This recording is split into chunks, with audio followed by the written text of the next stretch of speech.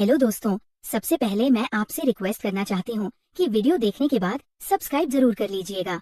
मैं इन वीडियोस को बनाने में बहुत मेहनत करती हूँ और इसी से मैं अपना खर्चा चलाती हूँ। जो भी सब्सक्राइब करेगा, मैं दुआ करती हूँ कि उसकी जिंदगी बहुत अच्छी, अमीर और खुशहाल हो। प्लीज प्लीज सब्सक्राइब कर लीजिएगा। नमस्ते दोस्तों, आज की यह कहानी सिर्फ एक बैंक मैनेजर की नहीं बल्कि हर उस इंसान की है जो कभी अपने सपनों को परिवार की अपेक्षाओं, बिरादरी की परंपराओं और सुरक्षित भविष्य की जंजीरों में जकड़कर खो बैठा। क्या आपने कभी सोचा है कि एक छोटा सा फैसला, एक गलत चुप्पी या माता पिता की जिद आपकी पूरी जिंदगी को हमेशा के लिए बदल सकती है? 8 साल पहले एक लड़की से मिला था करण मिश्रा।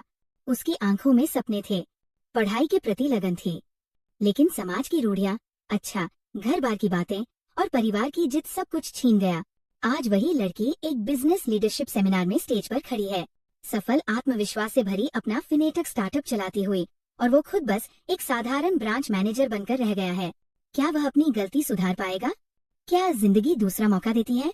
ये कहानी आपको रुलाएगी, सोचने पर मजबूर करेगी और शायद आपके अंदर कुछ बदल देगी। तो वीडियो को अंत तक देखिए, लाइक और सब्सक्राइब जरूर कीजिए ताकि ऐसी दिल छू लेने वाली कहानियां आप तक पहुंचती रहें। चलिए शुरू करते हैं करण मिश्रा की ये दर्द भरी दास्तान। आज पहली बार मुझे लग रहा है कि जीवन केवल आज में नहीं होता, जीवन तो कल भी होगा। आज का फैसला हमें कल भी देना पड़ सकता है। आने वाला कल हमें 1000 बार रुला सकता है, सैकड़ों बार शर्म से झुका सकता है और ना जाने कितनी बार ये सोचने पर मजबूर कर सकता है कि कल हमने जो फैसला लिया था वो नहीं होना चाहिए था जो हुआ था। आप क्या सोचने लगे? करण मिश्रा भीतर चलिए ना, चाय का समय समाप्त हो गया। मैं सेमिनार में भाग लेने बेंगलुरु आया हूँ। आया तो था अपना करियर संवारने, कुछ नया सीखने, कुछ समझने, लेकिन अब ऐसा लगने लगा है कि जिसे पहले नहीं जानता था और शायद भविष्य में भी ना जान पाऊं, उसमें जानने समझने के लिए बहुत कुछ है। अपने ही समाज में जड़ पकड़े कुछ विकृतियां क्यों पनपकर विशालकाय समस्या बन गई, और क्यों हम उन्हें काट कर फेंक नहीं पाते? क्यों हमें इतनी सी हिम्मत नहीं है कि सही कदम उठा सकें?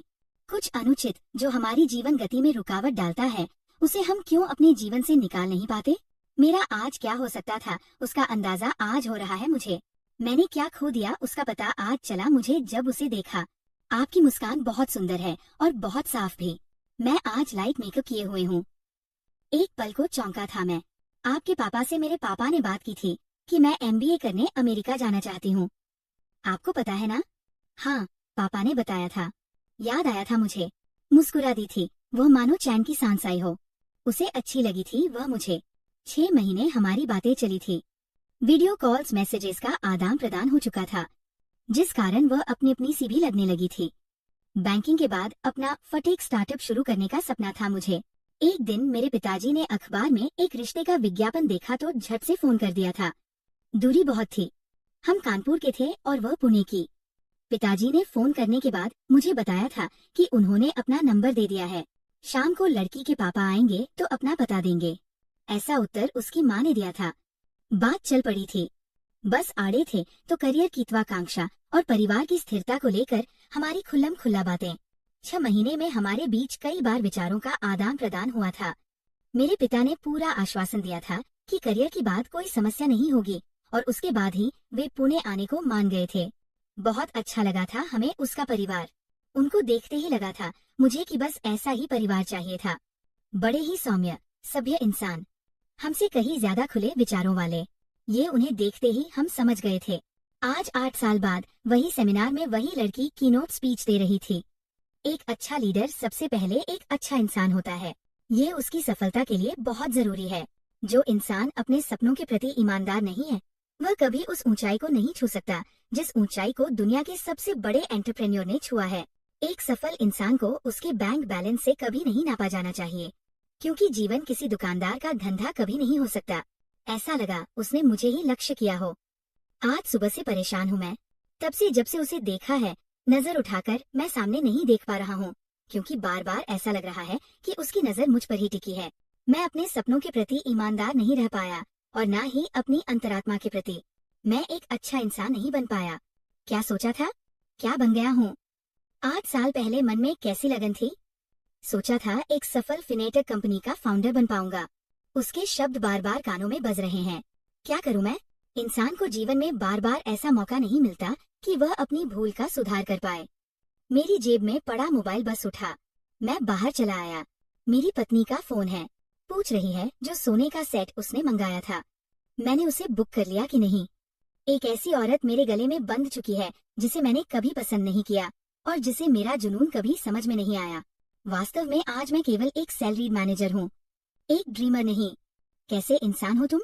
बैंक मैनेजर्स की बीवियां तो डिजाइनर सूट्स और हीरे जवाहरात से लदी रहती है। मेरे पिता ने 18 लाख इसलिए नहीं दिए थे कि जरा सी चीज के लिए भी तरसती रहूं। कभी कभार वो प्यार भरी झिड़की देकर कहती सच है ये। उसके पिता ने RS 3 लाख मेरे पिता की हथेली पर रखकर एक तरह से मुझे खरीद लिया था।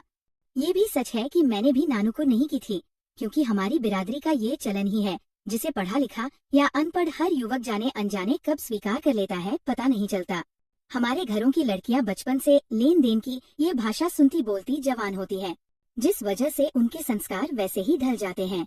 हमारी बिरादरी में भावनाएं और दिल नहीं मिलाए जाते, स्टेटस और कनेक्शन मिलाए जाते हैं। स्टेटस और कनेक्शन मिलाते मिलाते कब हम अपनी राह से हटकर किसी की भावनाओं को कुचल गए थे, हमें पता ही नहीं चला था। मुझे याद है जब उसके माता पिता 8 साल पहले उसे साथ लेकर आए थे। मेरे पिता ने पूछा था, आप शादी में कितना खर्च करना चाहते हैं? ये हमारा आखिरी सवाल है, आप बताइए ताकि हम आपको बताएं कि RS 12 लाख कहाँ और कैसे कैसे खर्च करने हैं। सब कुछ तय हो गया था, पर पिताजी द्वारा पूछे गए इस अंतिम प्रश्न ने उस रिश्ते को ही अंतिम रूप दे दिया जो अभी नया अंकुरित हो रहा था। आपने अपनी बेटी को क्या क्या देने के बारे में सोच रखा है? मेरी मौसी ने भी हाथ नचाकर पूछा था। भौचक रह गए थे उसके माता पिता। एक कड़वी सी हंसी चली आई थी उनके होठों पर। कुछ देर हमारे चेहरों को देखते रहे थे वे दोनों। हैरान थे शायद कि मेरे पिता अपने कहे शब्दों पर टिके नहीं रह पाए थे। सब्र का बांध मेरे पिता टूट जाने से रोक नहीं पाए थे। आखिर बेटी पैदा होती है तो माँ बाप सोचना शुरू करते हैं। आपने क्या सोचा है? पुनः पूछा था मेरी मौसी ने। हम अपने लड़कों का सौदा नहीं करते और ना ये बता सकते हैं कि बेटी को क्या क्या देंगे। ये तो हमारा प्यार है जिसे हम सारी उम्र बेटी पर लुटाएंगे। अपने प्यार का खुलासा हम आपके सामने कैसे करें? बहुएं भी तब आपके घरों में ही जलाकर मारी जाती है। ना आप लोग खुलकर मांगते हैं, ना ही आपके मन की मंशा सामने आती है। हमारी बिरादरी में तो सब बातें पहले ही खोल ली जाती है। बेटी के बाप की हिम्मत होगी तो माथा जोड़े नहीं तो रास्ता नापे। मौसी ने फिर अपना अक्खड़पन दिखाया था। अवाक रह गए थे उसके माता पिता। मेरे पिता कोशिश कर रहे थे सब संभालने की। किसी तरह खिसियाकर बोले थे, बहन जी ने फोन पर बताया था ना 12 लाख तक आप खर्च, अपनी इच्छा से हम 50 लाख भी खर्च कर सकते हैं। माफ कीजिएगा, आपकी मांग पर एक पैसा भी नहीं। शीशे सा टूट गया था वो रिश्ता जिसके पूरा होने पर मैं क्या क्या करूँगा। सब सोच रखा था। मेरे स्टार्टअप ऑफिस में उसकी कुर्सी कहाँ होगी और मेरी कहाँ। कुछ नहीं कर पाया था मैं। पिता के आगे जबान खोल ही ना पाया था। शायद यह हमारी कल्पना से भी परे था कि वे लोग इतनी लंबी चौड़ी प्रक्रिया के बाद इनकार भी कर सकते हैं। हमारा व्यवहार इतना अशोभनीय था कि कम से कम उसका शोभ मुझे सदा सताता रहा। अपनी मुंगाफली मौसी का व्यवहार भी सालता रहता है मुझे। क्या जरूरत थी उन्हें ऐसा बोलने की? उसके पिता कुछ देर चुप रहे, फिर बोले थे, आपका एक ही बेटा है, अच्छा होगा आप अपनी बिरादरी में ही कहीं कोई योग्य रिश्ता देखें। मुझे नहीं लगता हमारी बच्ची आपके साथ निभा पाएगी। देखिए साहब, हम तो शुरू से ही आपसे कह रहे थे कि आपके और हमारे रिवाजों में जमीन आसमान का अंतर है। तब आपने कहा था आपको करियर वाली बहू चाहिए, और अब हम देख रहे हैं कि आपकी नजर हमारी बेटी पर कम हमारी जेब पर ज्यादा है। हमारी बिरादरी में लड़के वाला मुंह फाड़कर मांगता नहीं है, लड़की वाला अपनी यथाशक्ति सदा ज्यादा ही करने का प्रयास करता है, क्योंकि अपनी बच्ची के लिए कोई कमी नहीं करता। शर्म का एक पर्दा हमेशा लड़के वाले और लड़की वालों में रहता है। ये भी सच है, बहुएं जलकर मर जाती है। उनमें भी स्टेटस के मसले इतने ज्यादा नहीं होते जितने दिखाने का आजकल फैशन हो गया है। मुझे आज भी अपनी माँ का चेहरा याद है जो इस तरह मना करने पर उतर गया था। हालात इतनी सीधी साधी चाल चल रहे थे कि अचानक पलट जाने की किसी को आशंका न थी। मुझे कोई मजबूरी तो है नहीं जो अपनी बच्ची इतनी दूर ब्याह कर सदा के लिए सूली पर चढ़ जाऊं। अच्छे लोगों की तलाश में हम इतनी दूर आए थे, वह भी बार बार आप लोगों के बुलाने पर। वरना ऐसा भी नहीं है कि हमारी अपनी बिरादरी में लड़के नहीं हैं। क्षमा कीजिएगा हमें। लाख हाथ पैर जोड़े थे तब मेरे पिता ने कितना आश्वासन दिया था कि हम कभी स्टेटस के बारे में बात नहीं करेंगे, लेकिन बात निकल गई थी हाथ से। आज मैं जब सेमिनार में चला आया हूँ तो कुछ सीखा कब? पूरा समय अपना ही कल और आज बांचता रहा हूँ। 3 दिन में ना जाने कितनी बार मेरा उससे आमना सामना हुआ, लेकिन मेरी हिम्मत ही नहीं हुई उससे बात करने की। तीसरा दिन आखिरी दिन था। उसने मुझे फोन किया, कहा समय हो तो साथ बैठकर एक प्याला कॉफी पी लें। उसके सामने बैठा तो ऐसा लगा जैसे 8 साल पीछे लौट गया हूँ। जब पहली बार मिलने पर अपने सपनों के बारे में क्या क्या बातें की थी हमने। कैसे हैं आप? करण मिश्रा। आत्मविश्वास उसका आज भी वैसा ही है जिससे मैं प्रभावित हुए बिना रहना पाया था। आप मुझसे बात करना चाहते हैं ना? उसके इस प्रश्न पर मैं अवाक रह गया। मुझे तो याद नहीं मैंने कोई एक भी प्रयास ऐसा किया था। कर ही नहीं पाया था ना। एक अच्छा लीडर वो होता है जो सामने वाले के हाव भाव देख कर ही उसकी समस्या क्या होगी उसका पता लगा ले। चुप रहा मैं। क्या पूछता आप बिना वजह अपने आप को कसूरवार क्यों मान रहे हैं? करण, उसने कहा, नियम यह है कि बिना जरूरत इंसान को बोझ ना दिया जाए। एक स्वस्थ प्राणी अगर बोझ उठा लेगा तो उसी बोझ का मरीज हो जाएगा। मैंने गौर से उसका चेहरा देखा। आज भी वही पारदर्शिता है उसकी आंखों में। पुरानी बातें भूल जाइए, हम अच्छे दोस्त बनकर बात कर सकते हैं। मैं जानती हूँ कि आप एक बेहद अच्छे इंसान हैं। क्या सोच रहे हैं आप? प्रोजेक्ट्स कैसी है आपकी? आपकी पत्नी भी कुछ भी अच्छा नहीं है मेरा। बड़ी हिम्मत की मैंने इतनी सी बात स्वीकार करने में। इसके बाद जो झिझक खुली तो शुरू से अंत तक सब कह सुनाया उसे मैं। हर पल घुटता रहता हूँ। ऐसा लगता है चारों तरफ बस अंधेरा ही है। आपकी प्रकृति ही ऐसी है। आप जिस इंसान की ओर से सबसे ज्यादा लापरवाह हैं, वो आप खुद हैं। आप अपने परिवार को दुखी नहीं कर सकते। सबको सम्मान देना चाहते हैं, लेकिन अपने आप को सम्मान नहीं देते। 8 साल पहले भी आपके जूते जगह जगह से उधड़े थे और आज भी अपने कपड़ों का ख्याल आपको तब भी नहीं था और आज भी नहीं है। क्या आप केवल पैसे कमाने की मशीन भर हैं? पहले माँ बाप के लिए एक बोझ और अब परिवार के लिए। क्या आपके लिए कोई नहीं सोचता? अपनी इच्छा का सम्मान कीजिए। करण, दबी इच्छाएं ही आपका दम हर पल घुटाती रहती है। इतने साल पहले आप पिता या मौसी के सामने सही निर्णय न कर पाए। उसका भी यही अर्थ निकलता है कि आपके जीवन में आपसे ज्यादा दखल आपके रिश्तेदारों का है। आप अपने लिए जी नहीं पाते, इसीलिए घुटते हैं। अपने घर वालों को अपने मूल्य का एहसास कराएं। ये एक शाश्वत सत्य है कि बिना रोए माँ भी बच्चे को दूध नहीं पिलाती। मुझ में काटो तो खून नहीं। क्या सचमुच मेरे जूते फटे हैं? क्या 8 साल पहले जब हम मिले थे तब भी मेरा व्यक्तित्व साफ सुथरा नहीं था? आपके अंदर एक अच्छा इंसान तब भी था और आज भी है। जो नहीं हो पाया उसे लेकर आप दुखी मत रहिए। भविष्य में क्या सुधार हो सकता है, इस पर विचार कीजिए। पत्नी ज्यादा पढ़ी लिखी नहीं है तो अब आप क्या कर सकते हैं? उसी में सुख खोजने का प्रयास कीजिए। दोनों बेटों को अच्छा इंसान बनाइए। उनमें भी माँ के ही संस्कार है। कोशिश तो कीजिए। आप एक अच्छे बैंक मैनेजर हैं। सपनों का इलाज तो अंतिम सांस तक करना चाहिए ना। मर्ज वहाँ नहीं, मर्ज कहीं और है। मर्ज हमारे रिवाजों में है, बिरादरी में है। मैंने कहा ना कि जो नहीं हो पाया उसका अफसोस मत कीजिए, वह सब दोबारा ना हो। इसके लिए अपने बच्चों से शुरुआत कीजिए, जिसकी कोशिश आपके पिता चाहकर भी ना कर पाए थे। आपको मेरे पिता भी याद है? हैरान रह गया मैं। मुझे याद है मेरे पिता ने तो इनसे बात भी कोई ज्यादा नहीं की थी। हाँ, मेरी याददाश्त काफी अच्छी है। वह बेचारे भी अंत तक अच्छा घर की चाह और बिरादरी को जवाबदेही कैसे देंगे? इन्हीं 2 पार्टों में पिसते नजर आ रहे थे। ऐसा नहीं होता तो वह मेरे पापा से क्षमा नहीं मांगते। वह भी बिरादरी की जंजीरों को तोड़ नहीं पाए थे। आप सब समझ गई थी तो अपने पिता को मनाया क्यों नहीं था? हंस पड़ी थी वो। उसके सफेद मोतियों से दांत चमक उठे थे।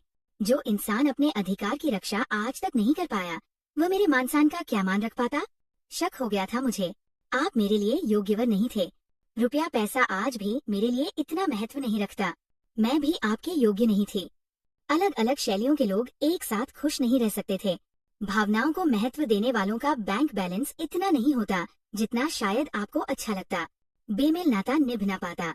बस इसीलिए 8 साल पहले का वह सारा प्रकरण किसी कथा की तरह मेरे सामने था। संजोग में शायद ऐसा ही था। मैंने कहा ना, आप दोषी तब भी नहीं थे और आज भी नहीं हैं। बस जरा सा अपना ख्याल रखिए, अपने मन की कीजिए, सब अच्छा हो जाएगा। बिजनेस लीडरशिप सेमिनार में मैं कितने प्रश्न लेकर आया था, कितने ही केस स्टडीज के बारे में पूछना चाहता था, लेकिन क्या पता था कि सबसे बड़ा बीमार तो मैं खुद हूँ, जो कभी अपने अधिकार, अपनी इच्छा का सम्मान नहीं कर पाया। तभी मौसी की आवाज काट देती। पिता की इच्छा को नकार देता तो बनती बात कभी बिगड़ती नहीं। आज अनपढ़ अक्खड़ पत्नी के साथ निभानी न पड़ती। पता नहीं कब वो उठकर चली गई। सहसा होश आया कि मैंने उसके बारे में कुछ पूछा ही नहीं। कैसा परिवार है उसका, उसके पति कैसे हैं? पर गले की चैन, कीमती घड़ी और कानों में दमकते हीरे उसे मुझसे बहुत आगे ही दर्शाते हैं। आत्मविश्वास और दमकती सूरत बताती है कि वह बहुत सुखी है, बहुत खुश है। एक अच्छे इंसान की खोज में वह अपने माता पिता के साथ इतनी दूर आई थी ना। मैं ही पत्थर निकला तो वह भी क्या करती। कितना सब हाथ से निकल गया ना। उठ पड़ा मैं। मन भारी भी था और हल्का भी। भारी ये सोचकर कि मैंने क्या खो दिया, और हल्का ये सोचकर कि अभी भी पूरा जीवन सामने पड़ा है। अपने बेटों का जीवन संवार कर शायद अपनी पीड़ा का निदान कर पाऊं। दोस्तों, करण मिश्रा की ये कहानी खत्म नहीं हुई है। वो आज भी जी रहा है, घुट घुट कर नहीं बल्कि अब समझकर। उसने खोया बहुत कुछ लेकिन सीखा और भी ज्यादा। परिवार का दबाव, बिरादरी की परंपराएं, स्टेटस की चाह, ये सब हमें रोक सकती है, लेकिन रोक नहीं सकती अगर हम खुद को चुन लें। अब वह अपने बेटों के लिए लड़ रहा है। उनके लिए वह दुनिया बनाना चाहता है जहाँ सपने मिले, स्टेटस नहीं, जहाँ दिल मिले, जेब नहीं, जहाँ इंसानियत पहले हो, सैलरी बाद में। कहानी हमें बताती है, जीवन में गलतियाँ होती है लेकिन सुधार का मौका भी मिलता है। अगर आप भी कहीं घुट रहे हैं, अपनी इच्छाओं को दबा रहे हैं, तो आज से शुरुआत कीजिए, अपने बच्चों से, अपने आप से, क्योंकि जिंदगी अभी बाकी है और उम्मीद कभी नहीं मरती। अगर ये कहानी आपके दिल को छू गई हो तो कमेंट में जरूर बताइए। मैं भी अपनी जिंदगी संवारूंगा, या ये कहानी मेरी कहानी है। वीडियो को लाइक कीजिए, शेयर कीजिए उन लोगों के साथ जो इस मैसेज की जरूरत महसूस करते हैं, और चैनल को सब्सक्राइब करना ना भूलिए। बेल आइकन दबाइए ताकि ऐसी और दिल छू लेने वाली कहानियाँ सबसे पहले आप तक पहुँचे। मिलते हैं अगली कहानी में। तब तक खुद का ख्याल रखिए, खुद को महत्व दीजिए। नमस्ते और धन्यवाद। कहानी समाप्त।